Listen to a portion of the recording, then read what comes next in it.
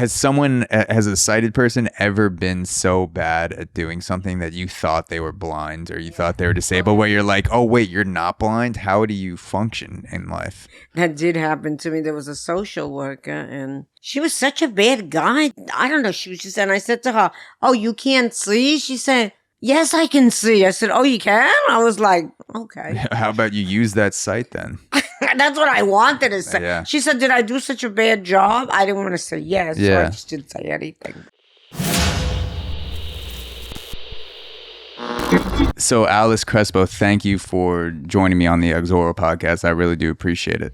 Sure, my pleasure. So I should say to start out that the way that I linked up with Helping Hands for the Blind for NYC. No, for the disabled. Helping Hands for the Disabled, excuse me. And NYC is a couple years ago, I was looking around for some volunteer opportunities, and there was an app that I came across you guys on. I forget exactly what the app was called. And before COVID hit, I went to events for Helping Hand for the Disabled, about 4 or 5 of those events, whether it was the Saturday meetup with friends or helping people do things, whether it's answer emails and things like that. And so that's originally how I linked up with Helping Hands. And then when COVID hit, things got crazy, and a lot of it is making excuses too, because I didn't want to get sick or get other people sick, but I really should have gotten back into it, and I'm looking forward to getting back into helping out with Helping Hands. So it was a couple years back when I first linked up and we met, and I always thought we had good conversations, and I wanted to come here and talk about your experience on the podcast. So thank you again. You're welcome. So for you, I'm curious, what's the hardest part about being blind in New York City? What are some of the things that people would definitely not think about beyond just the obvious part of not having vision, like the things that you do from a day to day that are difficult being in the city and also being blind? Well, I think one of the things that can be somewhat difficult is getting around. But I have to say the public is very good about giving you a hand when they see you look either a little lost or you're trying to get across a busy street and they can tell you're a little nervous. The public is very good about, giving you a hand. But, sometimes it's a little difficult, especially if the weather is very cold and you're trying to get somewhere quickly. It can be it can be challenging sometimes. The other thing is that we have a paratransit system called Accessori, which is the worst. It's the worst service that they could offer us, because oftentimes the drivers are not trained on how to help us. Oftentimes they pull up, but they're not in the right spot. And if you can't see them, you have to mostly rely on the public if you don't have someone with you to help you. So it has its challenges, but you have to keep on trucking and doing the best you can. The paratransport, you said it was called? Yeah, paratransit. Is that where the bus comes and picks you up and you have to call for the bus to come get you? That's right. That's the accessible. I remember we were at an Applebee's a few years back, and there was a group of people with Helping Hands, and about 5 or 6 with a couple other helpers. And we were waiting on the paratransport for like maybe an hour and a half, 2 hours for it to show up past the time that it was supposed to get there. So I can't imagine being there by yourself and also being blind, waiting for a paratransport to show up when you have no idea when it's going to come, if it's being unreliable. The problem is that if you can't see to look, through the glass of a door or through a window, you have to stand out in the cold. And if you have to wait an hour and a half, that can be a little challenging. So the weather makes it more difficult. Just yes. having to wait out in the cold, and also the uncertainty of the amount of time you might be waiting outside. Right. So those things can be a little difficult. So you'd say most people are willing to give you a hand. Most people are pretty helpful when you're out in public. Yeah, if you take the bus or subway, you often do better than waiting for paratransit because someone will always give you a hand getting on the train, getting off, and making sure you go towards the exit. Or if they see you going, where there's no exit, they'll tell you. So you're you're better off with the public taking care of you than these supposedly special services. Yeah. Is there a time that sticks out to you where you thought you were screwed in a sense, or you were having a lot of difficulty getting through a certain situation, and then someone helped you that you weren't expecting, or someone made your life a lot easier? Oh, that happens all the time. Anything that stands out recently? Nothing that stands out, but whenever people see you walking and they see you might be having trouble or you're not sure where you're going, there's always someone who comes and there actually is a time that stands out. I hadn't thought of it, but I was running some errands and doing a couple of things, and I was having a little trouble. And we have this thing. It's a virtual assistant. You take the iPhone, and there's a person on the other end that can see everything you're doing and can kind of direct you. Like they'll tell you, go more left or be careful. There's an open hole there, whatever. And as I was doing this and running some errands, a lady came up and said, "Oh, I'd be happy to stay with you and help you run all your errands." So that was a real good, that was really, really nice. I really appreciated that. So the virtual assistant is an app where you'll call the app and then a person will pick up, and then you hold the camera in front of you and they'll help navigate you through a public space or a grocery store, something like that? Yes. That's pretty cool. I didn't know that exists. I feel like that could help someone who wasn't blind, just if they weren't familiar with an area, where you hold up the phone and you're just like, get me to where I need to go. Here's what I can see, but help navigate me to Trader Joe's or something like that. But it's very expensive. Expensive? Yeah. It's like $1 a minute. Oh, so it's like international fees, basically. International calling. You have to, like I spend $199, I get 300 minutes. And sometimes I run out of minutes, I'd spend another $50 to get minutes. But it can be very, very helpful. Yeah, but people on the other end, they usually understand, that they're easy to understand, because sometimes you get people that are from a different country and they don't really understand you. All the people speak very good English and nice. are very familiar. They've taken a training. They're very familiar with what they have to say and what they have to do. So how did you become blind? Were you born blind? I was born premature, and I was born in 1952. And in the 50s, when a baby was born premature, they put them in the incubator. And they still didn't know that the incubator was the cause of a person going blind, because the incubator, while it helped you, it also developed abnormal cells in the retinas of your eyes. And often that led to total blindness. And I was one of those people that got total blindness. So they thought they were helping with the incubator, but then something about the function of the incubator was taking away cells from your eyes, like the early light or something. Too much light of the incubator was taking away, damaging the retinas in the eyes. Okay, so early on, when you're a premature kid, it's not good to have that much light, and the extra light from the incubator was damaging your eyes, and whereas if you weren't in the incubator, or they lowered the lights in the incubator somehow, it wouldn't have damaged your eyes as much? Well, what they do now is they cover the baby's eyes so they don't get as much light, but it still happens. Okay. They don't know exactly they know more than they knew in the 50s, but it's still 10% of all, or the largest percent of blind children are from incubator problems.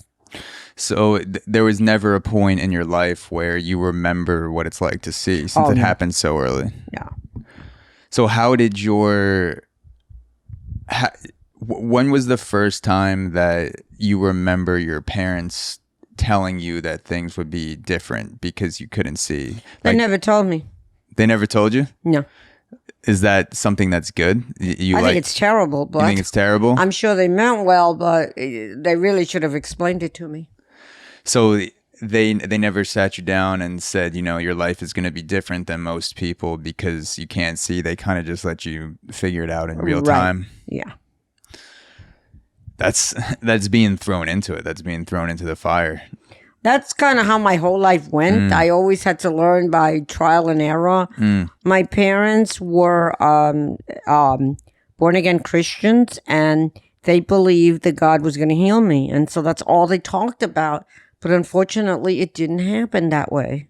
So they thought that God would give you sight somehow if they prayed enough, or... Right. Yeah. So, and I remember we had a couple conversations when I first started with Helping Hands. You said you are religious. You have Yes. faith. I do have faith. I'm a born-again Christian. But God doesn't heal everybody. He didn't heal the Apostle Paul. He doesn't have to heal us. Yeah. God does what he thinks is best, not what we think is best. Because the Bible says our thoughts are not his thoughts. So we don't know why God allows certain things, because he sees them from a different point of view than we do. So the fact that your parents were born again Christians and they didn't give you the proper guidance with growing up blind, that didn't turn you off from religion. You were able to find religion in your own way. Well, my parents meant well, okay? But unfortunately, they were not, especially my mother was not very educated. She had a 6th grade education. So they didn't know. They did what they thought was right, which was to avoid the subject. They didn't understand that by doing that, they were causing more harm than good. So I don't hold it against them because they really didn't know. Where were they from? They were from Puerto Rico, but my father also was an alcoholic, so his life was a mess. Yeah. And so there wasn't anyone to really direct me properly. But God is always good, because he sent people into my life who were able to help me and show me things, and who were able to explain things to me. So your parents came to the continental U.S. from Puerto Rico, and Yes. you grew up where did you grow up? I grew up in Brooklyn. Okay. And so when do you remember realizing that your life would be different because you're blind? If it didn't come from your parents, when was that first kind of slap in the face or splash of cold water that, like you're going to have to figure things out? I think when I went to school, because I met other people, and we sort of talked, and then I remember learning Braille and stuff. So I saw that my sisters weren't learning Braille, so I kind of pieced it together. Yeah. So say you're in a situation in public where you're with your parents, and it's something like you're at a restaurant and they're handing out menus, but obviously you can't read a menu if you're blind without Braille. How would your parents explain to you those situations without telling you that you were different? Oh, no, they wouldn't tell me. They wouldn't say anything? No, they wouldn't say anything. So there was never any sort of discussion about it even later in life? No. That's tough. I mean, that's... I feel like one side of it is that you want your kid to... And I mean, I have amazing parents, and I'm grateful for my parents, and they made me feel like I could do the things that I wanted to do, and they never told me that I was different or made me feel like there was anything off or something weird about me. But at the same, and not that being blind is weird, obviously, but there's a difference between yourself and other people who can see that will cause you to change the way that you walk through life. So I can imagine, maybe, I don't know, I can't be inside your parents' head, but maybe they were thinking that they didn't want you to think that you were different or somehow less able to do the things you want in life. Maybe it came from a good place. I think the problem is that people don't really understand that if you tell a child, look, you have a disability, whatever that is. In my case, it's blindness. But that doesn't have to stop you from doing things. You're just going to have to do them a different way. It's putting a positive spin on it. That's what's important. And a lot of parents can't do that, mostly because to them it's a negative thing, Do you think and they can't see any good of it. do you think you developed more quickly because your parents didn't make you feel different? They didn't tell you what was going on. Do you think that made you try harder to be like No, I people think at it sight, was or worse because Yeah. I couldn't figure out why certain things were so much Okay. harder. I didn't quite like see the difference. I mean, you're not like everybody else, and people shouldn't tell you you are like everybody else. No, you have the same abilities, but you got to work them in a different way. So what was the rest of your childhood like, and memories that stand out to you? Well, the after- good thing was my younger sister, she helped me a lot. Even though she Yeah. was younger than me, she always was the one that could help me and tell me things and show me things and stuff like that. Okay, so your younger sister showed you the ropes. She helped me a lot. Yeah. The ropes. And reading books was a good thing because you learn from other people's experiences. I read books about blind people so I could learn about Yeah. different things, and then you start to realize, oh, wait a minute, okay, this is just a little bit different. So would your sister introduce you to the books about blind people? Would teachers show it to you? How would you get that information? Usually teachers told you, or you looked in, like when I looked in, they used to have these talking book catalogs that you could see which books were available, and so I would look for the ones that had something to do with it, so I could read and learn more about it. Did you have any other siblings, or was it just your younger sister? I had my older sister also, but she was kind of, she didn't want to deal with it. She just couldn't deal with disabilities. That wasn't her thing. Yeah. So was it? What was the vibe in the house? You said your dad was an alcoholic. Was it a very abusive vibe?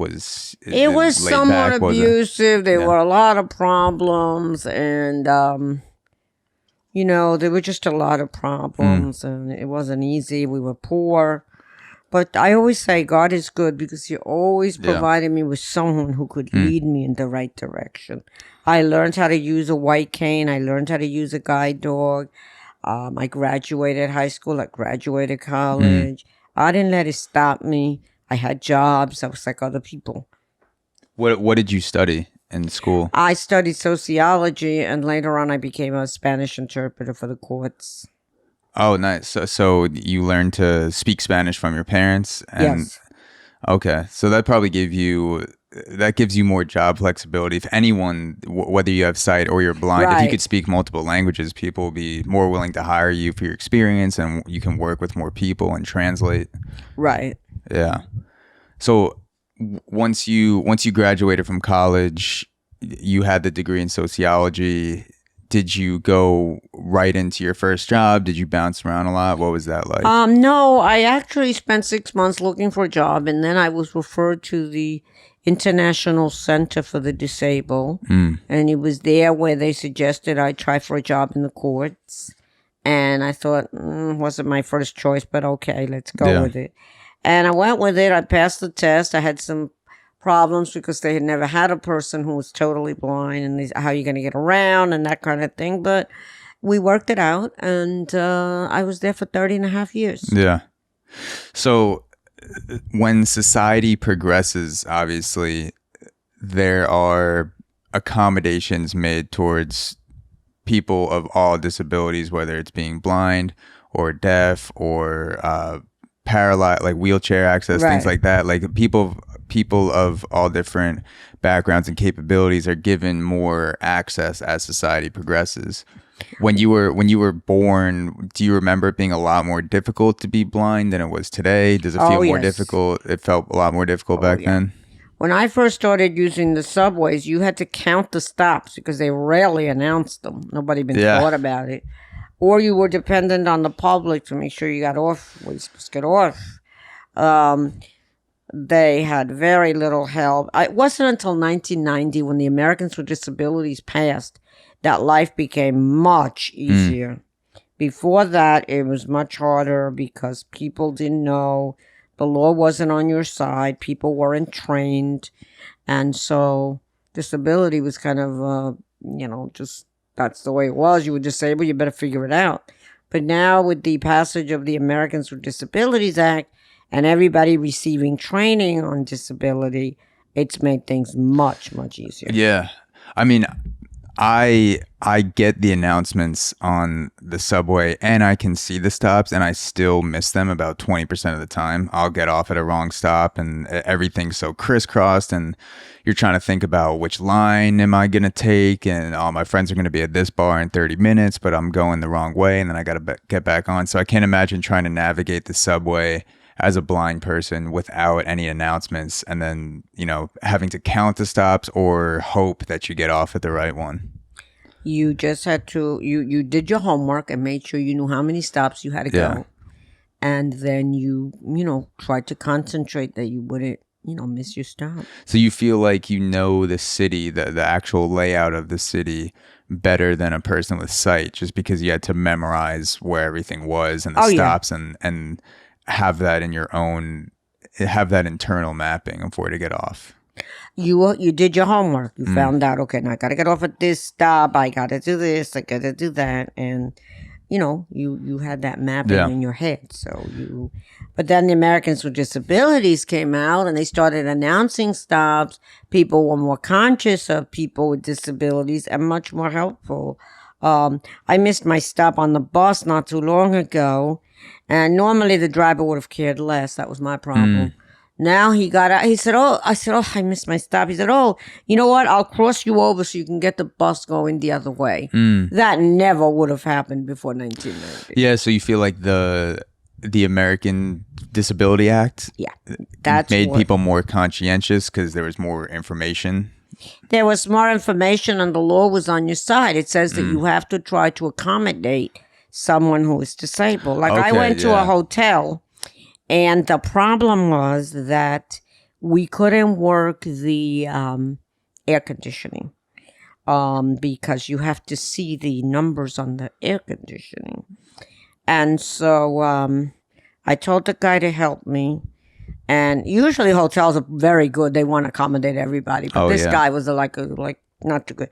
He said, well, I'm sorry. You'll have to. I said, excuse me. I don't have to do anything. You either help me or I'm taking my business elsewhere. I will sign out and leave. He looked at me like, I said, because the Americans with Disabilities Act says you are supposed to help me within reason. And this is going to take you 5 minutes. I think that's pretty reasonable. Yeah, so you have the law on your side now. You can make a complaint and it's like if I complain to someone that there's no fire escape in the building, they have to put it in by code. Now there are regulations because of the American Disabilities Act that say you have to do certain things to accommodate blind people. He came up and fixed my air conditioning. I'm sure he did. I'm sure. My friend said, damn, you don't play. Dude, with us, when, he could have had a record or something. He didn't want the cops snooping around his business. Maybe, he's laundering money for like an Ozark situation, laundering money for the mob. And he doesn't want a cop knocking on his door saying, we heard you have some problems accommodating disabled people. Also, this business seems pretty sketchy. So we're going to dig into some more stuff while we're here.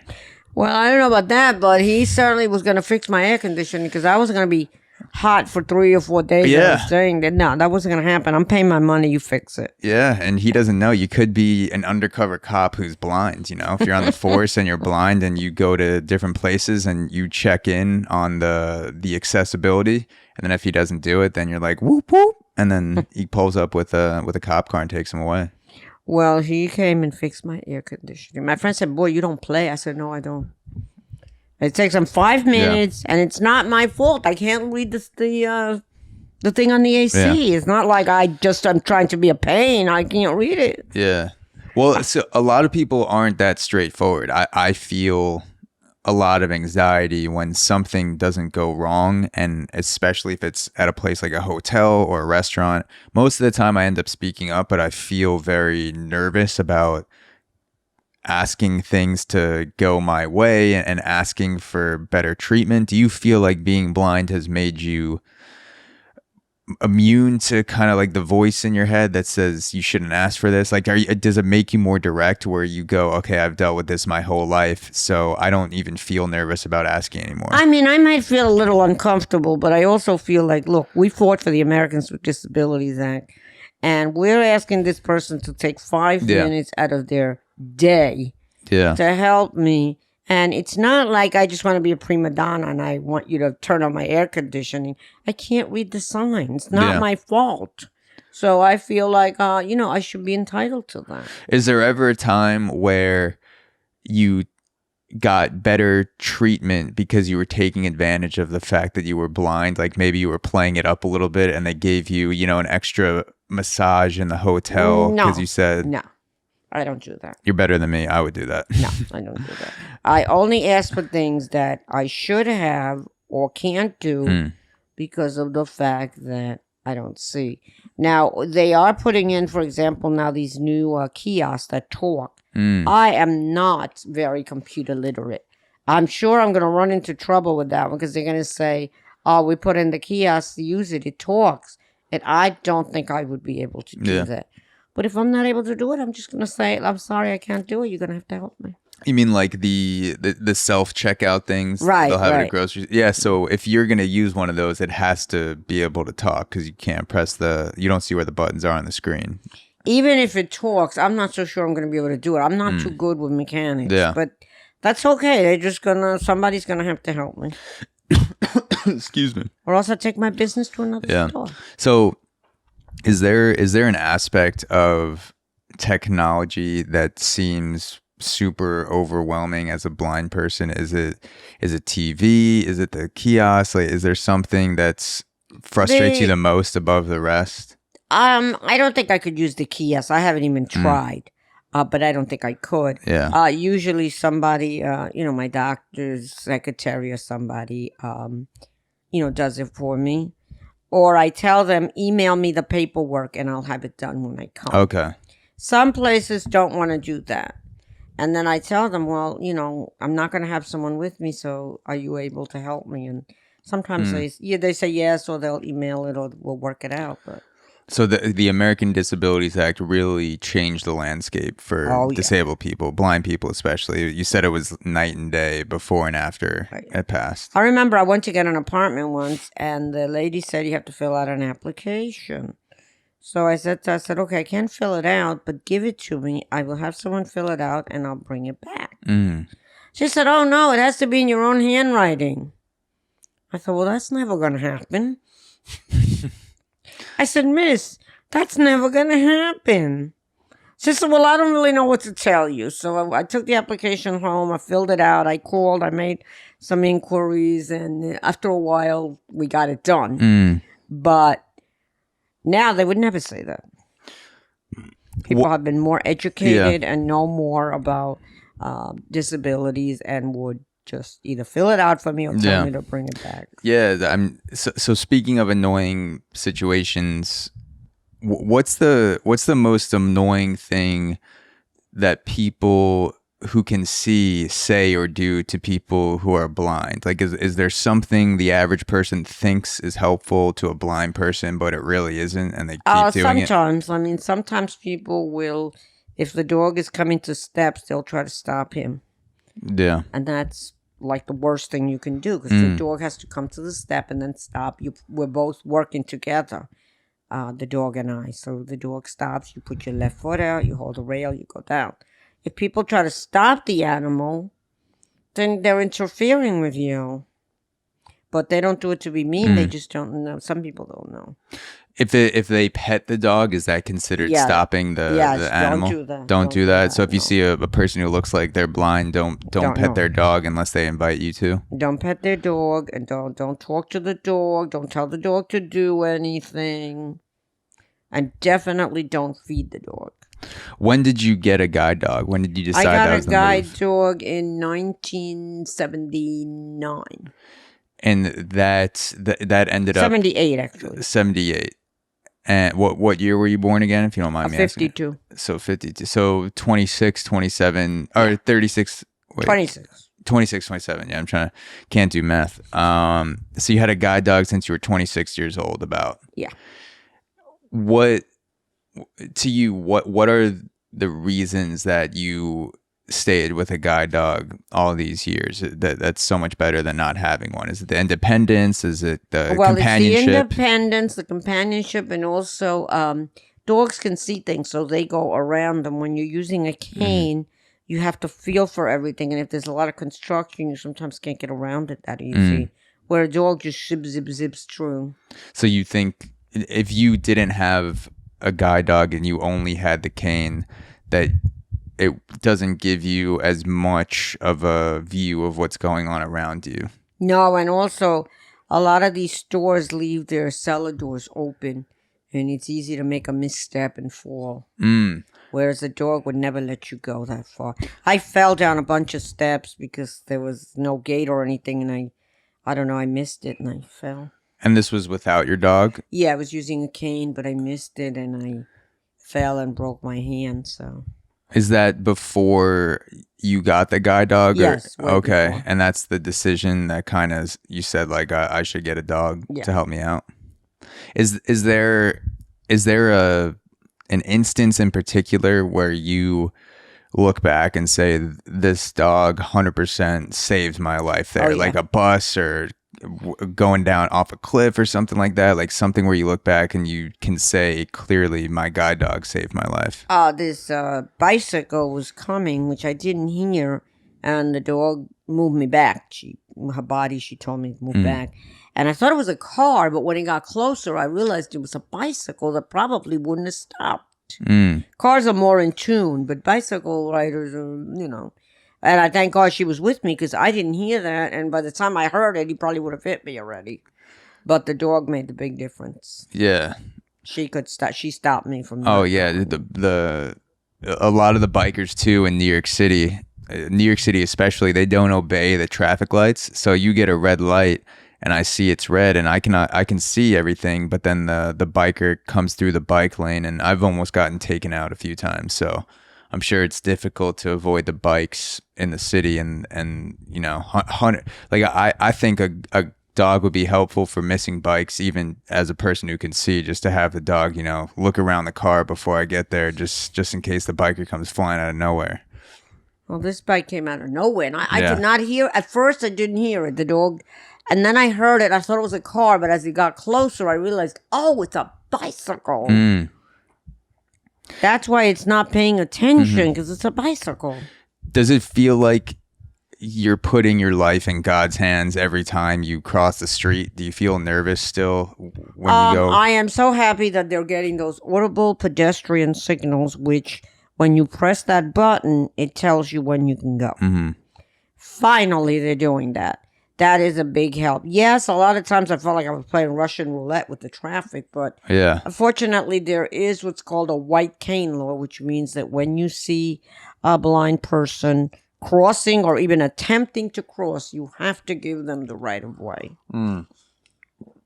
Yeah, that's I can't imagine navigating crossing the street in New York City. I'm trying to imagine if I close my eyes and cross the New York City street, I would have to do the sign of the cross before I would have to do the sign of the cross before the crosswalk, just to tell God, help me out here. Please don't let me get taken out by a bike or a bus or a jogger. There's some joggers that are going so fast. I feel like if they lower the shoulder, that's it for me. That's where the public is very helpful, because people will tell you, don't cross or be careful or whatever. Yeah. So are you 100% blind? Do they give you a percentage of how much you can see? I'm 100% blind, yeah. So is there anything that you can see, like colors or shapes? There's no. I can't even see lights. You could turn out all the lights and I wouldn't even notice. Really? So right now it just looks like a blackness, and there's... I don't even look black. It just doesn't look like anything. Just doesn't look like anything. Could you describe it? Is there any, like, if you had to draw it? It's just like lights on and lights off are the same. Yeah. Okay, so it's a nothingness. It's right. just a void of things. I mean, I remember that before I was a little more aware, I sometimes had people come to read to me, and I'd forget to turn on lights, and they'd be like, "Can you turn some lights on?" I'm like, "Oh yeah." Yeah. And I suddenly realized, so I started getting a little better about that, being more conscious of when somebody was coming to turn on some lights. And then since I have a dog now, and I don't want the dog to be totally in the dark, I leave a light on. So Yeah. but you can just almost forget.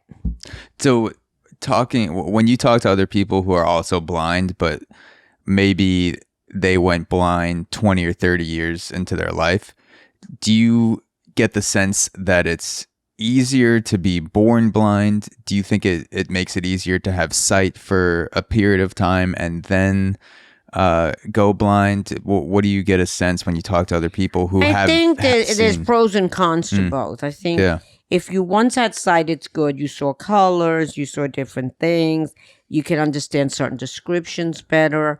On the other hand, if you were born blind, you learn to do everything a certain way that a sighted person sometimes may have a hard time adjusting to that. Yeah. The way things have to be done. And some people do better than others. Yeah.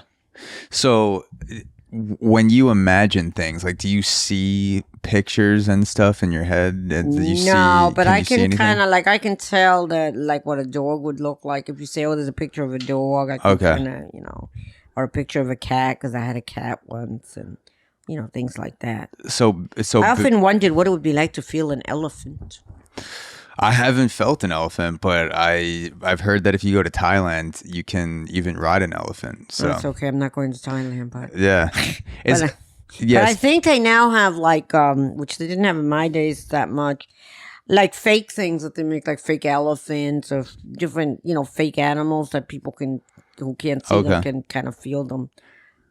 So when you imagine a dog or a cat, does that image in your head, does that come from you feeling a dog or a cat? Does it come from other people describing it to you? That Is it a comes combination? from me feeling a dog and feeling what it feels like, or a cat, or hearing a cat eating or meowing, or you get a certain sense of A lot of times in a movie, especially movies that show blind people, a lot of the things that they do is they'll constantly be touching something, or maybe they'll touch someone's face to get an idea of what they look like. Is that something that you see a lot with other blind people, or is that just kind of a pop culture thing? It's kind of a pop culture where blind people are just constantly walking around grabbing people's faces.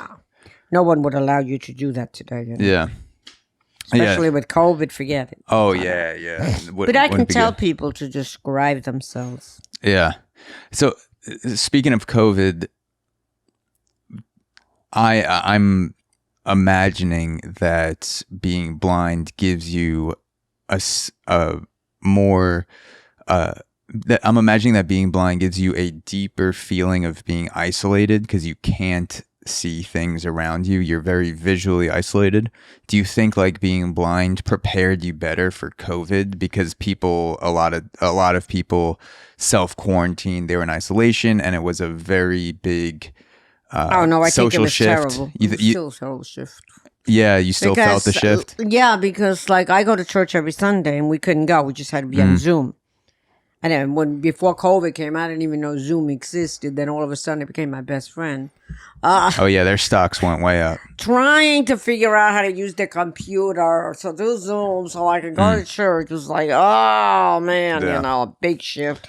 And just not being with people, you could, when you go to a restaurant, you sit, you hear people around you and stuff. I was not prepared for that kind of thing, and I don't know, just not being able to go out was just so annoying. Yeah. It was really annoying. I'm still annoyed at those masks. I can't stand those things. Oh, you have to wear them, and you talk differently, and people can't really see you that well. So you have to make sure that you tell the public you're blind, because they may not even pick it up, even though they see the cane and the dog. But some people are not that observant, so you need to kind of verbalize that. It's excuse me, I need your help, I'm blind. And the rules with the mask seemed like they were changing every 2 weeks when COVID started. So you got to wear it inside, you have to wear it inside and outside. Right. You got to put it over your face, you got to put it half on your neck and half on your forehead, all these all these things, people double masking. It was, I'm not a fan of the mask. I know it may help in some way if you're wearing the legit N95 ones, but it's the annoying sensation on my face. I didn't really like it. I was talking to my girlfriend the other day and saying something through the mask to her on the train, and she couldn't hear me. And I realized because of wearing the mask, it makes you feel like you have to mumble, and it's all this weird vibration against your face. So I'm not a huge fan of it either. No, because it's very, very annoying. Yeah. And then people, they don't really see you. They see you, but it's like, they have to really be paying attention to realize, oh, this is a blind person because it has a dog or a cane. People aren't that observant in New York, so you have to kind of, excuse me, hello, oh, I'm blind. Then they, then they kind of zoom in because they looked at your mask and the dark glasses, but they don't really see your face, so they're kind of not clued in as much. So with the glasses, do you feel like less people notice that you're blind over the summer because more people are wearing glasses, so they just assume, it's a sunny day, she's wearing glasses, and then in the winter they notice more? I don't know. I just wear them because they make me look better. When I started dating, guys seem to like it better, though I never got married anyway. I think, I guess when you're inside and you have sunglasses, I guess people do notice. What is dating like blind? What does the conversation about, must come up right away when you're I always told people before I met them. Okay. So that they wouldn't go crazy when they saw me. Some people just, cancel the date, and some people really, some people just, and that's okay. Yeah. But I always told, some people don't tell people, and there's been a few disasters with that. I figured I might as well just be open about it. Yeah, there's a show on Netflix called Love is Blind, and it's not blind people, but the premise of the show is that you date another person without ever having seen that person. You don't know what you don't know what they look like. You're just kind of talking to them through a room. You can hear them. It's like an audio date. And people actually propose before they see their partner on the show. So you propose if you want to take it to that point, and then you lay eyes on your partner for the first time after the proposal. So I wanted to know, for you as someone who's actually blind, what are your thoughts on a show like that where you remove the physical connection and the visual connection and it's just emotional? You can only hear the person. I don't think that's very good. Yeah. Because everything plays into everything else. Yeah, no, I felt the same way. I haven't seen the show on Netflix, but when I heard the description, love is emotional, but it's also physical. You love when you fall in love with someone. For me, I just don't see how separating the physicality from love will help you get to know that person better. I feel like it's all part of it: the physical, the emotional, the mental, and so I could see people getting to know each other on a deeper level, just talking back and forth and not really hearing what someone, or not seeing what someone looks like. Like when you talk to someone on the phone, sometimes you pay a little bit more attention as someone who can see, because there's a bunch of visual distractions around you. But even now, when I'm talking to someone on my phone, sometimes I get a notification or I'm scrolling on Instagram, and so I'm talking to them, but I'm looking at someone else. So there's a lot of visual distraction. But when you take that away and you're just talking to someone through a wall, maybe you can't see them and you first start dating, I could see myself paying attention to certain details more, but I don't think it's a good mechanism to fall in love. I don't think love should be absent the physical, because those things are so closely intertwined. If you love talking to someone, that's one thing. But if you're ultimately going to fall in love in a romantic relationship, there has to be some sort of physical connection there. Yeah, and I mean, not to say that if a woman and a man fall in love, that even if the man is ugly or the woman's ugly, that they can't fall in love. They can. But it's something that you need to know. You need to deal with. So do you ever worry about that, going on dates, not being able to see? I don't go on dates anymore. I'm too Don't. old. So when you were in the game still, when you were out there casting out the line, seeing which guys you could reel in, did you ever think about, damn, I hope this guy is not ugly because you can't see what he looks like? No, that didn't bother me. What I did think was maybe I'd be better off marrying a blind person who would understand. So that they'd have a little bit more empathy for the Well, situation? you would both be able to be on that same level, on that same playing field. Yeah, kind of like movie stars that only date other movie stars. You both know each other's schedules and you know their pressures and things like that. If you were dating another blind person, they would know, they would be able to feel it on a deeper level when you were explaining something to them, rather than just, I feel like when someone tells me they're blind, I can see, so it's another thing to me. I have empathy for the person's situation, but I don't know what it's like. Like if you told me you're blind, or, you told me that you're from Thailand, those are things, but I don't know what either one is like. I don't know what it's like to be blind. I don't know what it's like to be from Thailand. But if you have someone who's been through the same things as you, there's a little bit more of a connection, because without words, the person knows a little bit more about what you've been through.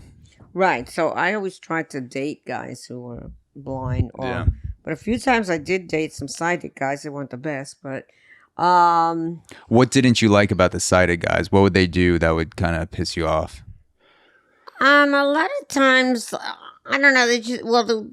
There was one guy who was like, he was very like unsympathetic, and he didn't try to help me or anything. He didn't try to, make it easier. He just kind of, we just did the best we could. And another guy said, "Oh, I hope if we go on future dates, you'll help me pay." And they just weren't too. I didn't pick the right ones, I guess. Oh, the guy wanted you to. Did he pay for the date right off the bat? He did. Or no? He paid, but he said, "Oh, I hope on future dates you can help me out." Yeah, and you're looking for that Prince Charming that could foot the bill for the dates. I don't think that he should have said that. I mean, if later on we knew each other better, and then we would have done it anyway, because you try to help out a bit, but you don't say that.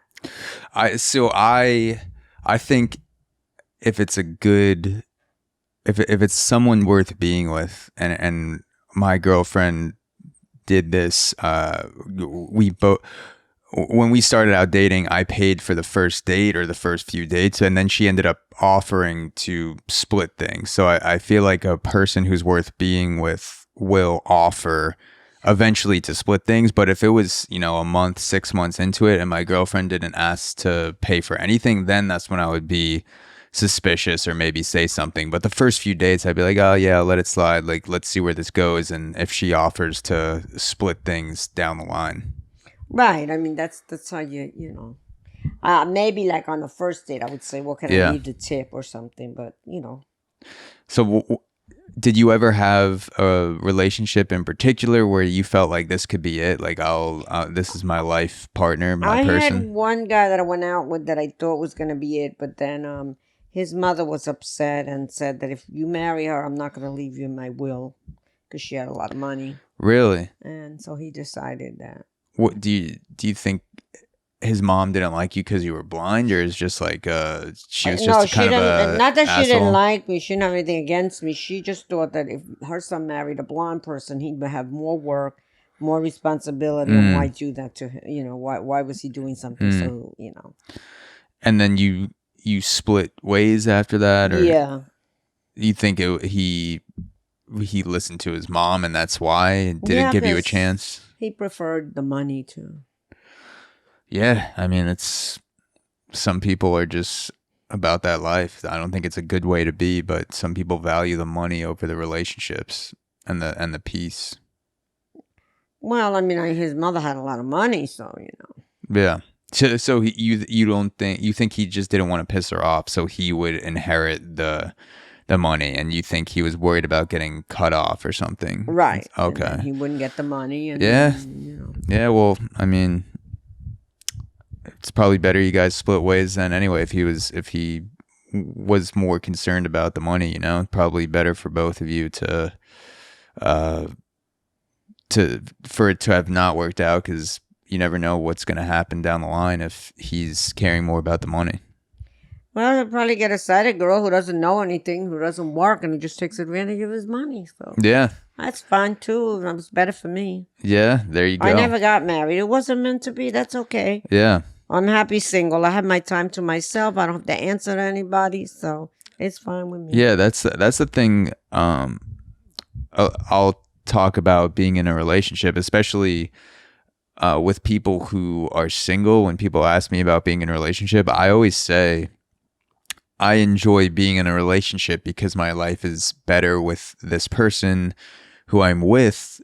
It's better than being single. And my life single, I was still 10 out of 10. I was very happy. And then with this person, with my girlfriend, I'm able to experience an 11 out of 10 in terms of the quality of my life. I feel like she makes me a better person, and we make each other better. And my life genuinely does feel boosted a little bit because I'm with her. But when I was single too, I was happy. So I always tell people, like, don't get in a relationship just because you're feeling like you got to fill a gap or something. It's better to work on being happy single, as cliche as that sounds, than to just be with someone because you think that's going to distract you from your own problems.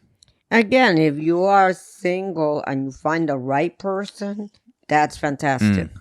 But if you're just going to be in a relationship because you think you need somebody, no good. You have to be in the right relationship, or you're better off by yourself. My mother always used to say, it's better to have no company than to have bad company. Yeah.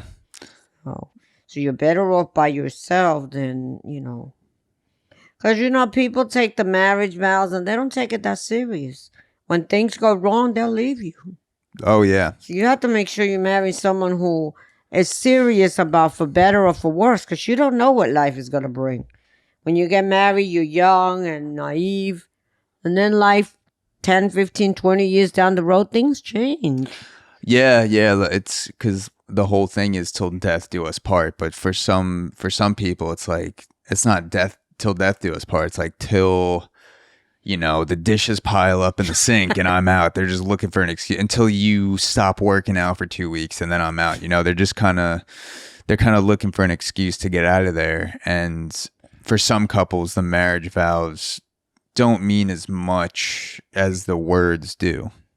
I mean, if you say till death do us part, and then you have a child like my parents did, like me, who was blind, are you willing to really stick it out, or are you just going to say, well, sorry, you deal with it? Yeah. Did your parents end up staying together, or what? They happened? stayed together, but they shouldn't have. So that was a situation where you think they would have been happier apart. Yeah. They stayed together until I was like about 17, 18. Then they broke up, but they shouldn't have, because it wasn't a good relationship. Yeah. You never knew when my father was going to come home and abuse her. You never knew what was going to happen. It was always a touch and go situation. And those are not good relationships. Yeah, no, especially when there's abuse involved. It's, if you can find a way to split up and go on with your life, I feel like that's always going to be the better option than sticking in an abusive relationship. And when you get married, you have to take it serious. Is there everything going to be peaches and cream? No, there's going to be stumbling blocks, and you don't know what those stumbling blocks may be. You may get sick. He may get sick. You may have a child that's born disabled.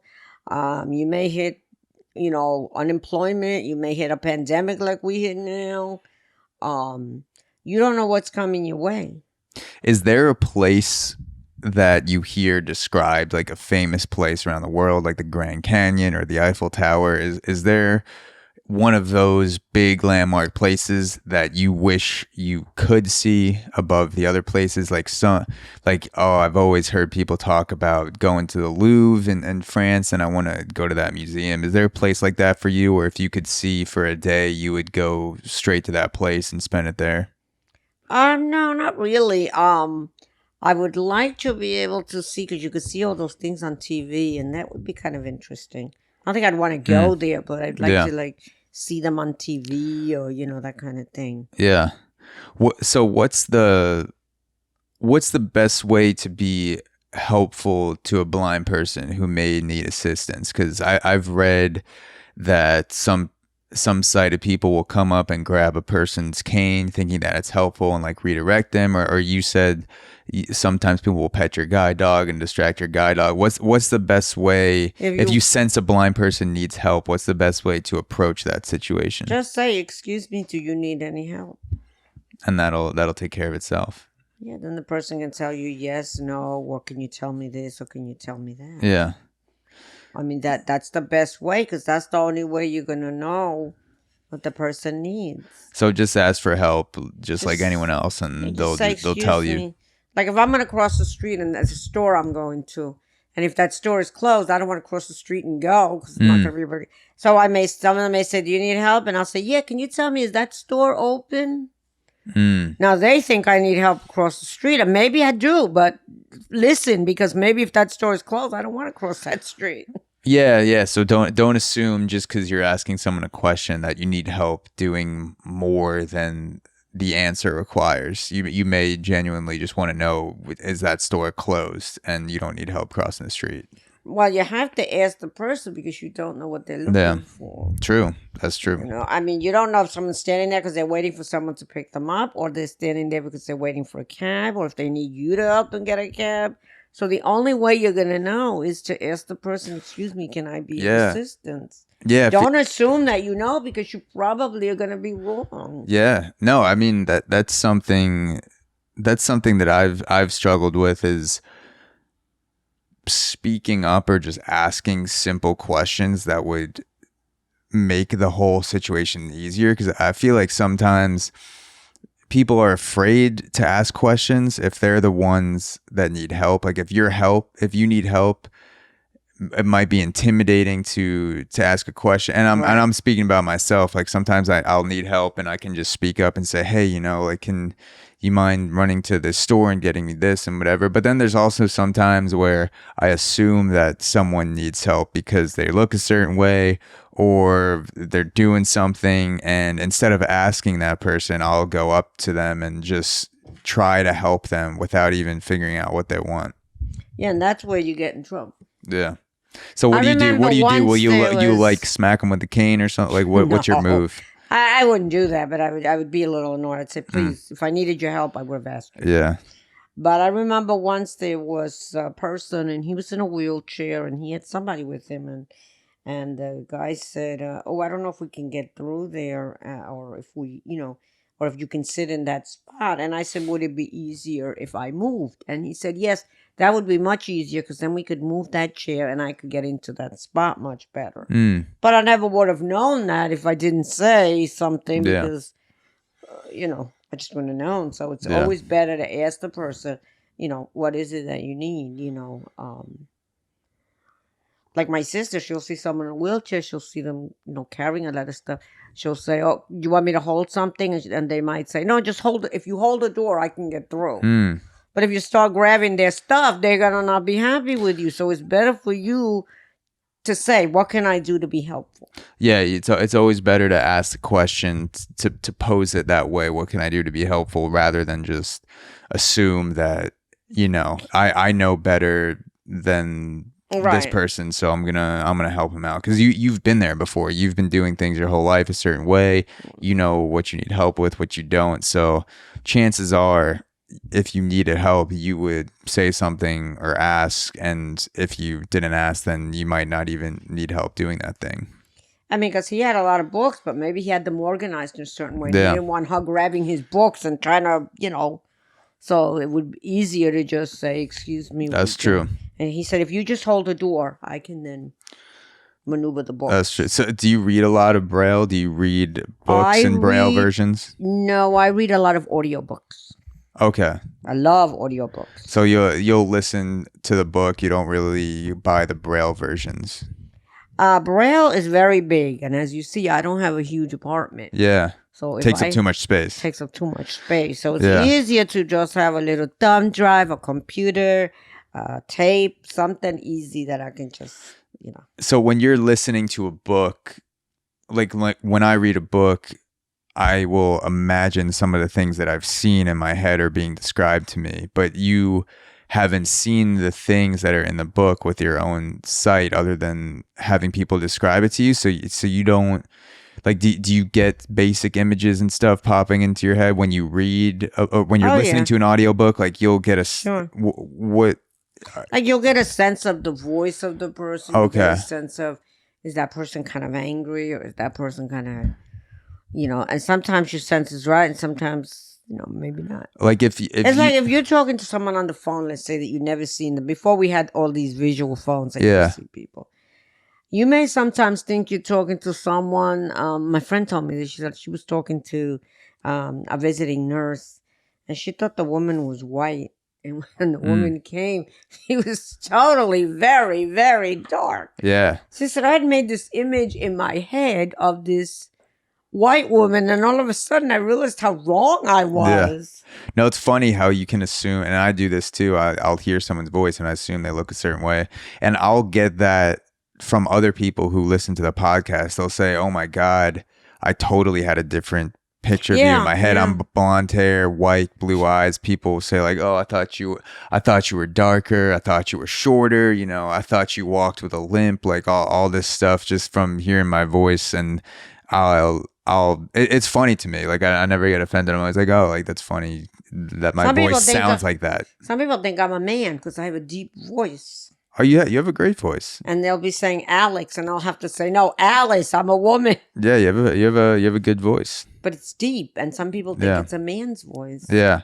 So let's say you're listening to an audiobook and it's describing a guy walking through a field with his daughter and describing flowers and stuff like that. Like, will you picture the colors, or do you see not the colors, but I could picture the flowers, the girl walking with him, that kind of thing. So you have you think you have a pretty good idea of how things are shaped, even if you can't picture the colors for the most part. I think one thing that I really learned that I had never really, we took a walk over the Brooklyn Bridge, and I never understood how a bridge really worked until I walked over it, and then I saw how there's places you can turn and different things. And I kind of got a better sense of the bridge by walking it. Yeah.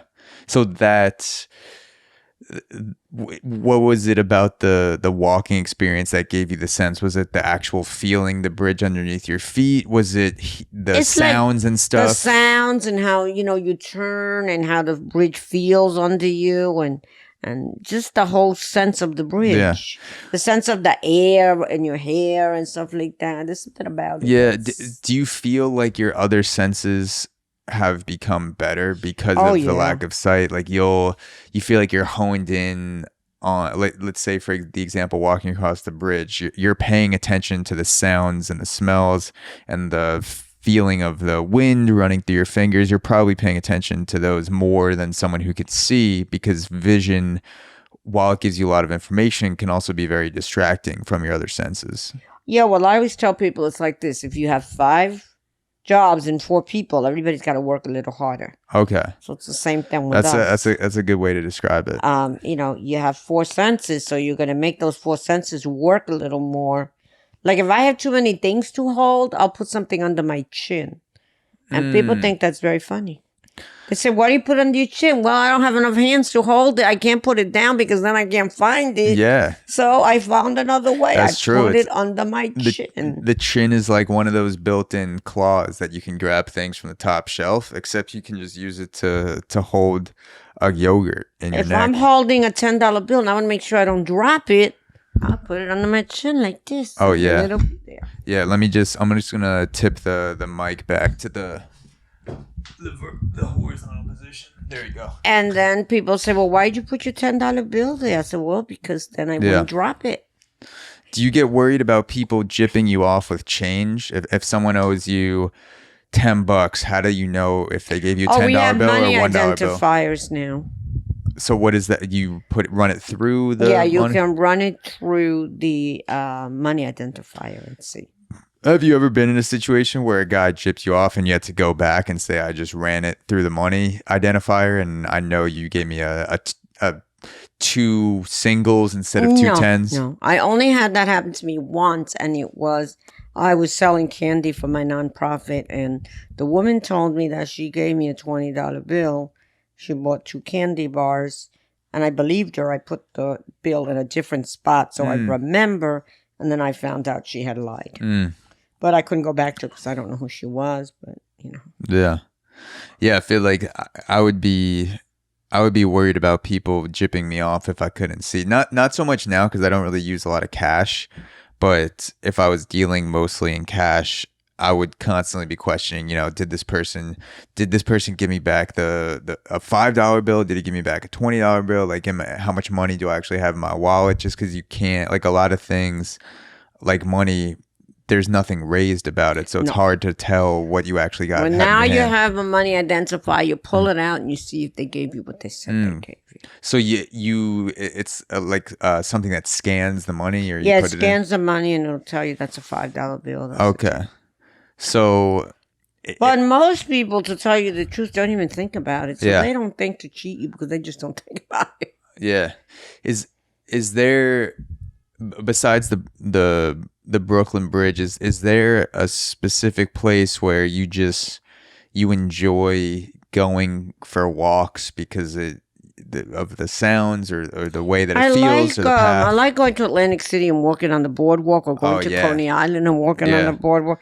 Something about it is refreshing. Yeah, you got the breeze too. You got the people. You get the sounds, the smells, the breeze, the people. You got everything in one walk. So that's kind of nice. Yeah. But I always enjoy a good walk anyway. Oh, that was another thing that drove me crazy about the pandemic. You can't sit in Dunkin' Donuts. You can't sit in Starbucks. And I like to do those things. So yeah, that's kind of the sitting down would be a break from the walk. And then if you can't go sit down and take a rest in places, that limits how far you can actually walk. Right. And then you have to carry your coffee back, and coffee sometimes can spill. So you have to... Now I only buy like sandwiches and stuff because I don't want to carry coffee because I've spilt it a few times and it's a mess. Yeah. So I make my own coffee, which is okay too. But, there's something about sitting in Starbucks or sitting in Dunkin' that's just nice. Do you feel like you have a better sixth sense for people's, or I guess it would be a fifth sense because you don't have sight, but fifth sense. Do you feel like you have a better sense for people's energy since you don't see them visually? Like if someone's in a room, I don't think so. You don't ever meet someone and you're like, you seem like a very dark person. You just get like a bad energy vibe or a good energy vibe. Not really. People can be very conning. Yeah. I remember one time I was sitting at, I think it was Roy Rogers, but I can't remember. And I was selling jewelry. And I was showing the jewelry to my friend who's also blind. And all of a sudden, a soda spilled. And I thought, oh, God, I made another mess. And somebody handed me some napkins. And I thought they were being nice to hand me some napkins to clean up my mess. And then I found out. Then we were looking for the ring and we couldn't find it. And then we found out the truth because there was a lady across and she told us that the guy had actually spilled my soda so he could steal the ring. Oh, so he knew you were blind. He sensed it and he was distracting you basically. Right. He was basically distracting me and then giving me napkins, acting like he was a nice guy, and really... To me, that's even worse. If someone's going to rob me, just rob me and don't try to pretend to be nice. Don't steal my wallet. People do that to sighted people, too. Yeah. They'll distract you with something before you know your wallet's gone. Yeah, no, people can be quick. Yeah, I mean, people can really be quick. So that happened, and the lady ratted him out, and the manager came, and he gave me back the ring. Yeah. And the lady told me, you're not going to have any luck in this life. The lady told you you're not going to have any luck? Oh, it told him. You're not going to have any luck in this life because what you do to someone else comes back to haunt you. Yeah, karma. You got to make your own luck, and you make your own energy. And if you're giving off bad energy in the world, it's more likely to come back to you. I mean, so... Sometimes things happen. It's hard to tell who's, sometimes you know, and sometimes you don't. What do you think when people tell you you're an inspiration for doing basic things? Like just maybe they weren't expecting you to be able to do a simple thing like make a coffee, and you hand someone a coffee and they say, oh, it's so inspiring, you can do things yourself. Does that make you feel good? Does it bother you? Well, like, I just think that people is it patronizing? No, I think people just don't realize how much potential someone has, or they just think of themselves if they were in that situation. Yeah. Because they haven't experienced it, they don't know, what it's like. Yeah. But I see some sighted people who can't do anything. Oh, there's a lot of them. I can't take a train. Oh, I can't take a bus. Oh, I can't do this. I can't do that. I'm sitting here going, what? Oh, dude, if you followed me for a day, you'd have a list of at least 7 or 8 things where you're probably like, how could this guy not, put a toilet seat down, or, clean up hair from the sink, or I just, forget my coffee everywhere I go. There's a lot of inability is not reserved for disabled people. There's a lot of there's a lot of sighted people that cannot do a lot of shit, for sure, and I've been there. I mean, I'm amazed at what people can't do. I'm like, they're amazed at what I can do. I'm amazed at what they can't do. Has a sighted person ever been so bad at doing something that you thought they were blind, or you thought they were disabled, where you're like, oh wait, you're not blind? How do you function in life? That did happen to me. There was a social worker, and she was such a bad guide. I don't know, she was just, and I said to her, oh, you can't see? She said, yes, I can see. I said, oh, you can? I was like, okay. How about you use that sight then? That's what I wanted to say. Yeah. She said, did I do such a bad job? I didn't want to say yes, so I just didn't say anything. But I thought to myself, and then I talked to some other blind people. They said, oh, yeah, she's horrible. She can't guide anyone. Oh, yeah. I don't know how she became a social worker, and she should get another profession, because she doesn't know how to lead blind people at all. She's the only sighted person that needs a guide dog, because she can't actually navigate anywhere. Oh, she was horrible. We were like, someone said, oh, yeah, forget it. She just can't, she's like the worst at this. Yeah. So something I was thinking about before we started recording, I was trying to think about tough situations that would be difficult first times as a blind person. So one of the things that came to mind is navigating a curb for the first time, because when I step off a curb, I see when it's going to end. So I know that, it's only going to be, 6 inches, or maybe it's a tall stair, maybe it's a couple feet, but when my foot drops, it's going to hit something. Do you remember having difficult times navigating curbs when you first started, or because you're either walking with a cane, walking with a dog, or walking with somebody, and you feel how they step down, so then you know where to step down too. So if you have the cane, you'll stick it out there, and then when it touches, okay, it's going to be half a step, or this is going to be a deep one. I'm going to stretch out, I'm going to stretch the legs before this flight, because there's a big drop. You always can tell that, either using a cane or a dog or a person, that's something, how high something is.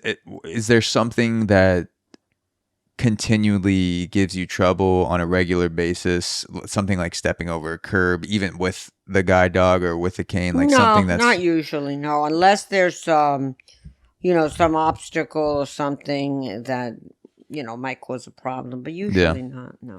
So if you're with a sighted person in public, and someone's going to an appointment with you or something like that, let's say you're at the doctor's office, do you find that people will talk to the sighted person instead of you? Like, they'll just assume because you can't see that you can't answer questions? I always tell them, I say, excuse me, can you speak to me, please? Yeah. And one guy got offended. He goes, well, I'm speaking to both of you. I said, no, you're not. You're speaking to her. Yeah, what do you think that is? Because I've probably been guilty of that. I think that if you don't see, you won't know the answer, or you won't be able to figure it out. Yeah. Yeah, I mean, I've been guilty of that sometimes. Like someone, they'll have a disability, and I'll just assume they can't answer a question, or someone needs help and I talk to the sighted person rather than the person who's disabled, because something in my head just assumes that, this person's going to answer for them. But it's true. Like, you should always, Right. I need to remind myself, I always need to address the person that I want to address first. And then for whatever reason, if they can understand, or I'm not getting the point across, or they need help understanding, then I'll turn to the other person there. Right. But yeah, so there are a lot of situations. Would you say it happens a lot, or like It half the doesn't time? happen as much as it used to, but some Yeah. people still, some people. Yeah. So if someone, let's say someone's around 18 years old, so just graduated high school, and they have a condition that will make them go blind within a year. So they know they're going to go blind. They have a limited amount of time with their sight. What would be your advice or insight for that person who's going to have to spend the rest of their life blind, starting at 18 years old? Anything that comes to mind? Well, I would tell that person that it's going to be a tough road, but don't give up. You will master this. It seems hard now, and it is, but don't give up. God is on your side. You're going to be okay. Do you pray a lot? Yes. Do you see things when you pray? Like, do you get, when you're listening to an audiobook and you see some images, like, do you picture God? Do you picture the things that you pray? How does that come together in your mind? No, I pray and I ask God and the Holy Spirit to show me the way that I need, or the way that I need to do something, or if I'm not sure of something, if I feel that, I need a little more guidance, I ask the Holy Spirit to show me. And sometimes I work, sometimes it'll be another person will enlighten me, or sometimes I'll just know. Yeah. Sometimes you just know you can feel certain things. Yeah. So a lot of people will say, if there was a God, he wouldn't have given me this disease, or he wouldn't have made me blind, or, he wouldn't have put me in this situation, because if a God did exist, why would he cause destruction, or why would he set people up for failure? Why would he take things away from people? Like, what would you say to someone who has that view? Like, and also, how do you view your own blindness through the lens of faith, like something that God made you as? Well, we have to learn to trust God, because he knows what's best. Now, I would rather he had made me sighted and rich, but he chose not to. Yeah, I'll take the rich. I'll give up the sighted for the rich, and I'll have my own fleet of guide dogs, and I'll pay people to do all my things for me, and I'll just chill on the beach with my girlfriend. But that's what we think would be best. Yeah. But we really don't know that. We don't know if these trials that we're going through now, are to teach us things that we really need to know. And I believe there will be a day when we will be in heaven, and God will wipe away all our tears, like the Bible says, and we'll be okay. But right now, these are trials that we have to go through. And it's not that God is mean. It's just that we don't know every circumstance, and we don't know. Like, I don't know what my parents did. I don't know, what happened. Maybe my father abused my mother and I was born early. I don't know that. I don't know the total circumstances of my life. And there was one time I was kind of bitter, but then God showed me that, hey, my thoughts are not your thoughts. Yeah. My ways are not your ways. So you view your blindness as part of God's plan, even if you can't understand the good behind it. There's a reason. Right. It's like the Drake. Maybe I wouldn't be able to help all these people if I myself didn't have a disability. That's true. Do you know the song "God's Plan" by Drake? No, I don't. It's I'll play it for you after. He talks about. I mean, it's a pop song, mainstream song, but the message behind it is that there is a plan, and sometimes we don't understand it, and there's a lot of money and bling and things that come with fame, and I believe Drake is handing out money to people in the music video. I can't remember which video he does that for, but I think it's God's Plan. But he raps about a similar thing in that song where there's a plan behind things, whether it's God or something else, the universe, and we don't always understand the plans on their face, but over time things become more revealed and more obvious. Well, I'll give you an example. I read the Michelle Obama book, and I started being the wife of a president and being, so famous. That must be a really good thing. But then I read the book and I got her perspective.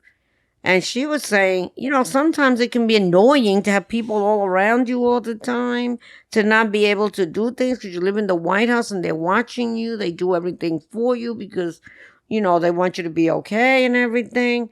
And she said, when I finished at the White House and I came back home, it was so good just to make a piece of toast and not have everybody watching me make my toast or making sure I was all right. And I got a totally different perspective that I didn't know. Yeah. I wouldn't, that wouldn't be the first thing I think either. I would,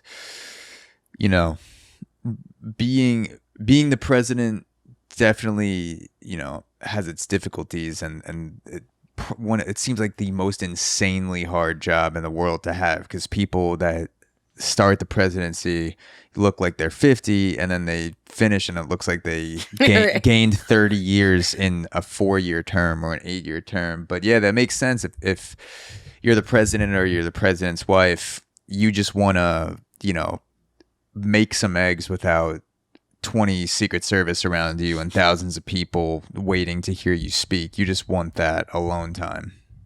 And I never realized that until I read the book and I got a totally different perspective on it. Any other lessons or quotes that stand out from Michelle Obama, like something that you think about when you think back on the book? Well, I think about the fact that being famous can have its downsides too. You want some alone time, some private time. So I realized that it isn't as glorified as it may look. If you became famous, would you upgrade your sunglasses collection, or would you keep? Because you could wear them inside and outside when you're famous. I guess so you maybe already have I that would. down. I don't know. Yeah. But everything is how you look at it. Yeah. You can look at things in different light. I remember one time a friend of mine came. I didn't have a dog then. She did, and I had dropped a bunch of popcorn, which I wasn't able to pick up so easily. And the dog came and just ate it all up. And I said to my friend, I said, "Oh, I'm sorry that I dropped the popcorn. And she said, "That's okay. According to my dog, you didn't drop enough." That's true. So everything depending on is how you look at it. How you look at it. Yeah. You can look at something one way, but there's other ways to look at things. Yeah, life might be pretty difficult, but if you were to ask your dog, they'd say, this person eats and pees and poops wherever he wants, and that's all the life that I can ask for as a dog. So, I mean, everything looks different depending on which end of which end of the stick you're on, but. That's what we have to realize. We don't know God's thoughts. Yeah. He has his reasons and his ways of doing things that we just cannot understand. Yeah.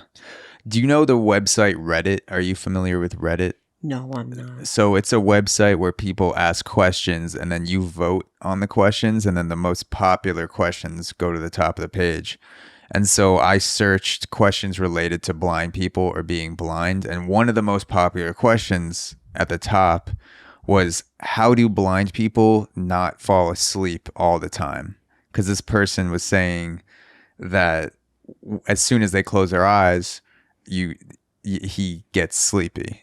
And same thing, when I close my eyes, there's this willingness to, it's like a signal to your body to start sleep. It restricts the light from your eyes. But if you're blind, you're in that phase of darkness all the time. Right. So it doesn't, actually, it's the opposite problem. Sometimes blind people can't sleep because the body's clock doesn't work right. So you could have some difficulties there. I've had some difficulties. Yeah, so that's a good point. So you're like when you close your eyes and your eyes are open, it doesn't make a difference to you. Right. It looks exactly the same. The problem is that the light in a room, for example, is what clues your eyes that, if it's dark, you're going to be more sleepy. Yeah. And since we don't have those clues, sometimes it may be early, but the body feels tired and, it wants to fall asleep. And other times it may be late and you want to fall asleep, but you can't. So you have to work with that. So what do you do if you have a day where you wake up and you feel particularly tired, besides the obvious, besides coffee or, moving around? Do you put on more lights in the apartment? Does that do anything? No, or nothing. what? That won't do a thing. I'll just put some cold water on my face and try to. And that helps you stay awake? Well, I hope it's not a day when I have to be real busy. I hope it's a day when it's, when I'm less busy. Yeah.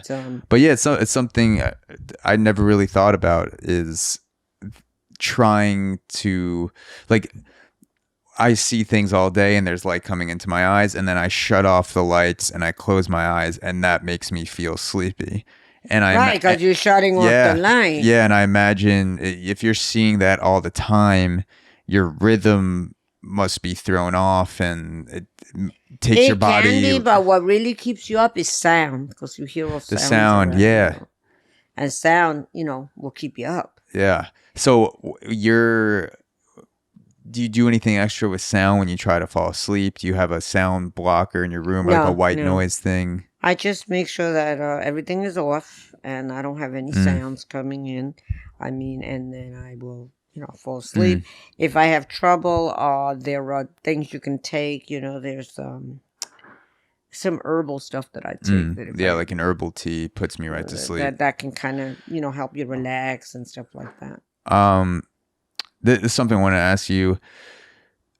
Do you have any experience taking psychedelics or smoking weed or something like that? No. I don't do anything like that. Yeah, because I was just interested, like people say that they see things even when they close their eyes when they take psychedelics. So I was interested to see if you'd ever had an experience with something like that. I don't do anything like that. Does being drunk feel weird? Like, do you have an experience? I don't drink either. All right. One of the reasons I don't drink is because I already walk half crooked, and then if I drink, I might that's true. break my neck. That's true. I mean, it's I've fallen down in a ditch when I've been drunk and I could see, so I'm sure walking home in the dark 8 beers deep is going to be pretty hard, especially when other people are drunk around you and they may not be the most helpful. No, I don't.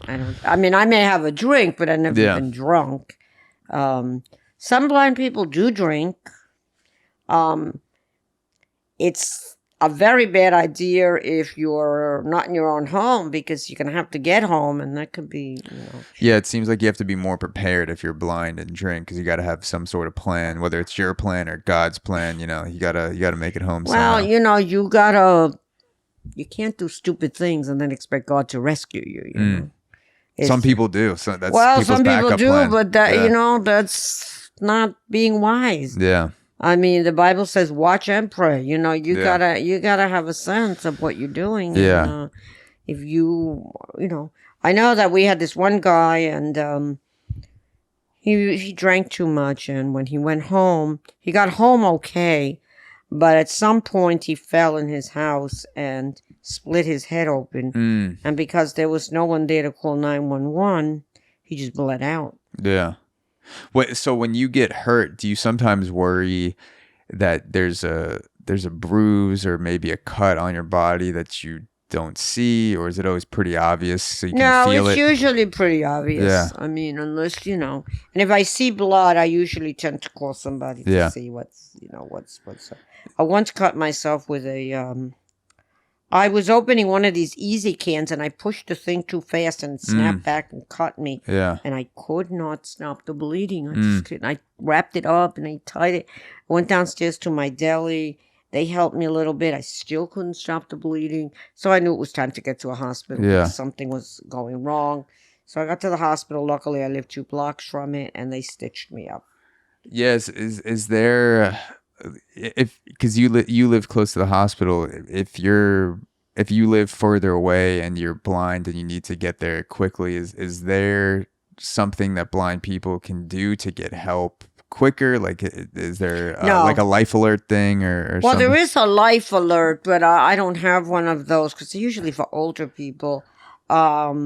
But no, there's not any. You can just call, 911 and Yeah. they'll. And you tell them you're blind so they know, or does it Yeah, not matter to you them can. really? No, I mean they're not going to come any quicker, but you Yeah. can tell them so they know that.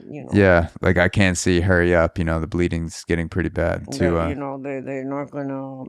I mean, I don't think they're going to hurry up any much Yeah. more. But the best thing is probably to wrap your hand in a towel or something tight.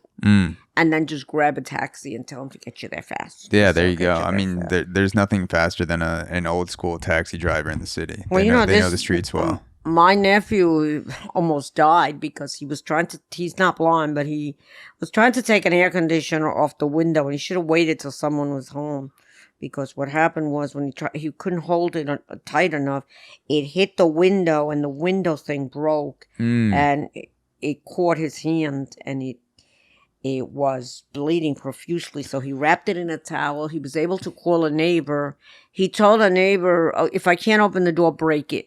So, but he was able to somehow get it open with his good hand. And he was all right? No, the neighbor rushed him to the hospital. No. Like after the hospital, he ended up recovering? He was all right, but Okay. if the neighbor had not done that, they told my sister, you would have found him dead on the floor. He would have died, yeah. The only reason, when he walked in, they took him immediately. And they didn't have time to wait for my sister. They said, he's 17, we can operate. Yeah. Because they said if that neighbor was not there, if he would have, they told my sister, you would have come home, he would have been dead on the floor. Yeah.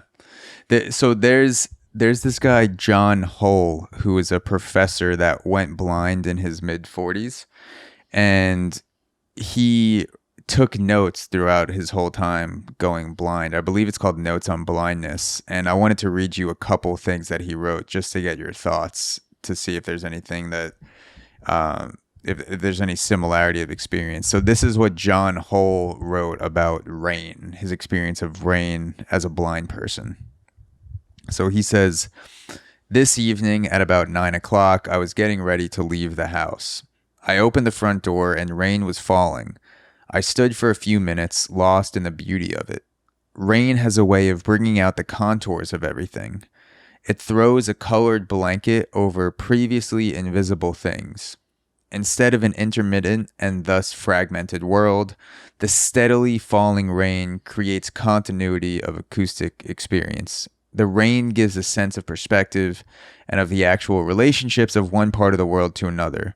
If only rain could fall inside a room, it would help me to understand where things are in that room, to give a sense of being in the room instead of just sitting on a chair. This is an experience of great beauty. Do you feel like the rain helps you see things better just based on the sound? Does that speak to you at all? I think the rain helps you sleep better. The rain helps you sleep better? I think the drumming sound of the rain falling on the windows, Yeah. for some reason, always puts me right to sleep. So it's the consistency of the sound kind of drowns out the city noise and helps you fall asleep? I don't know what it is about the rain that always makes me sleepy. Yeah. I guess you could also play rain sounds too. If you had a speaker, you could play I don't some. want that. Play I don't some want no rain. rain sounds. I like the real thing. The real thing, yeah. But I don't like rain anyway because it's wet and yucky. Yeah. There's especially city rain too, and it mixes with the dirt and gets a little nasty and oily. And I'm glad it can't rain in a room. I don't want anything all wet. Yeah. I don't like water except in the shower. What's usually the noise that keeps you up at night? Is there anything where it's like car horns or something that you just can't fall No, that asleep? noise kind of blocks out. I think the brain just blocks it out because I don't really even hear it. Yeah. But it's if there's a noise that's like a fire, like a car alarm or something sharp, or the phone ringing. Those are sharper noises that or if the dog barks, I can So this same guy, John Hull, he also wrote the way he wrote about the way that people will explain how things look to a blind person. So he writes, the loss of the sights of the city, the sea, and the countryside I can endure. There is, however, a problem of sharing. It is so difficult to remain always interested and enthusiastic when people are pointing things out and reminding me of the lovely view which one can see from this spot. So my question to you is it sometimes overwhelming or annoying when people are describing to you how things look and constantly like No, telling you what you're missing? Is there anything annoying no, about that? not at all. I think I like it when people describe things. You like it? So when someone tells you, even though you can't see it, when someone's telling you what you're missing visually, you enjoy No, that? but I enjoy it because then I know about it. You know, like Okay. I like someone will say, "Oh, there's pretty." Like when you go to church, they'll say, "Oh, there's pretty flowers Yeah. on the piano," or "Oh, they've decorated," or Yeah. it's kind of nice to know that. Sometimes I might even ask someone, questions. Yeah.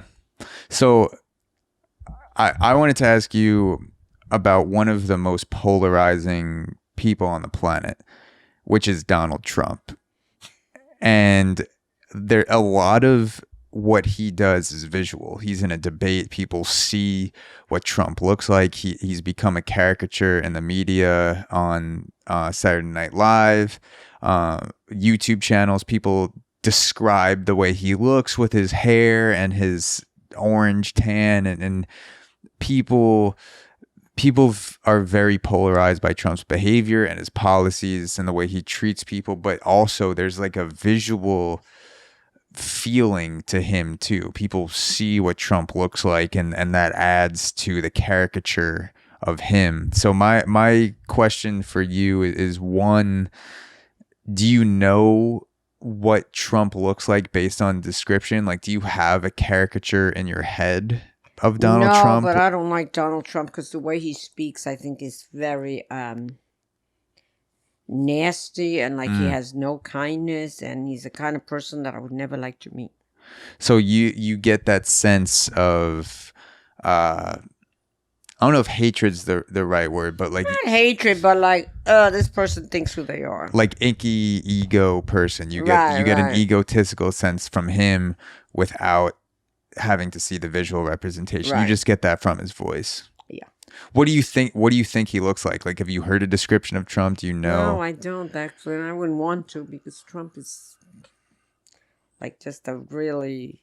Yeah. I don't know how he ever got to be president because he's like a know-it-all, and he's not nice, and he just doesn't have that sense of kindness like Obama and Obama's very presidential. He makes people feel comfortable too. Right. It has that essence to him. and so does Biden.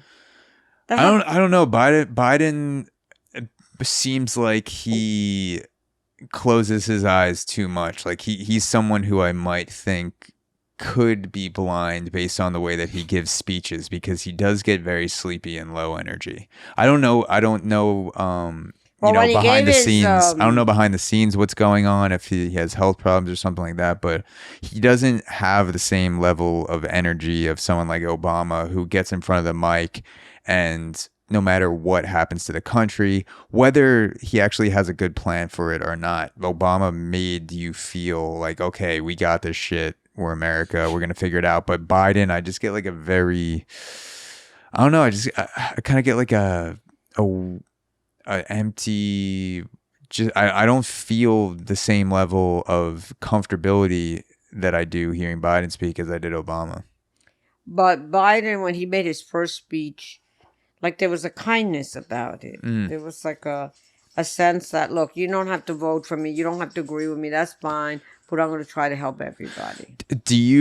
So if it's a figure in the media like the president, or maybe a rock star like Ariana Grande, someone like that who's super famous, do you feel like do you crave a visual representation of that person, or do you feel like you have a pretty good idea of what famous people are about and who they are without the visual representation?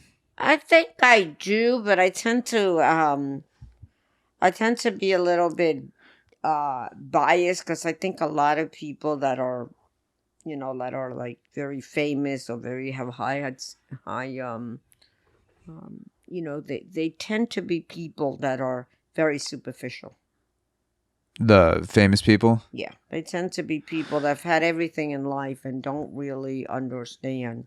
Yeah, some of them. I Rest of feel it. like there's some famous people definitely are, but there are also people who didn't plan on being famous, and God's plan for whatever reason was for them to become famous, and they just deal with it. But there definitely are people out there too, famous and not famous, that are superficial. Oh yeah, definitely. I mean, every person is different. So to end off, I want to direct people to the Helping Hands website and to give them a direction to donate and follow what's going on with certain activities with Helping Hands. So how can people sign up? What's the website for Helping Hands? How can they donate? And I'll link all of this in the podcast. Let me try to first explain a little bit what Helping Hands is. Yes, please. Helping Hands for the Disabled started in 1982. I started it after seeing the way agencies operate. And I'm not being critical here. I realize that paperwork and things like that are very, very important. So I'm not trying to, but I see that when someone needs help, first thing is a bunch of paperwork, a bunch of this, a bunch of that, and who knows when they'll get what they need. I wanted to start an agency where if somebody calls me and says, I don't have anything to eat, we're going to get you something today. It's going to happen right now. It's not going to happen tomorrow or the next day or after I have 5 pieces of paperwork in my hand. It's going to happen now because you need it now. You don't need it, whatever. Yeah, you don't have to go through all the logistical And so we're paperwork. trying to have an agency. We do have some paperwork because you have to have it, but let's take care of your need first, and then we'll go over the paperwork, and then we'll get what we need. We don't necessarily need it now. I had a person who their cane broke. They were blind, and they couldn't buy another one. They were on SSI. They had no money. I just bought them a cane. Later on, I got a certificate of blindness. Later on, I got the paperwork that we needed. But the most important thing to this person was to have another cane, not for me to tell them to send me 20 pages about why they're blind. They would not be asking for a cane if they weren't blind. Yeah. So they obviously needed it, and I didn't need paperwork. Yeah, they don't just have they're not trying to add to their cane collection. They're trying to add to that. So I didn't need paperwork. I needed to solve that problem right now. Had a woman call me up, I haven't eaten, I'm hungry, blah, blah, blah, blah. First thing we did was send her a McDonald's meal. I know it's not the healthiest meal in the world, but if you're hungry, better than nothing. Better than nothing. That was the kind of agency that I envisioned in 1982 when I first started. Also in 1982, a lot of people were not able to go out because as bad as Accessorite is, we didn't have it. We didn't have the lifts on buses, and we didn't have any accessible subways. So people had a hard time getting out, and so I decided to plan trips where we would take care of all these problems. Wasn't as simple as I thought, and it was hard, but we did get it going. Then later we moved into other areas like helping people in their homes, especially the totally blind who need help with paperwork. We provide food for people. We help people get the things that they need as quickly as we possibly can. And we're always looking for volunteers who can donate their time. Sometimes even over the phone, you can read something to someone, especially now that we have internet and we can do so much more. So if you can volunteer even 2 hours a week to do something, we welcome you to sign up. Our website is www.hhdnyc.org,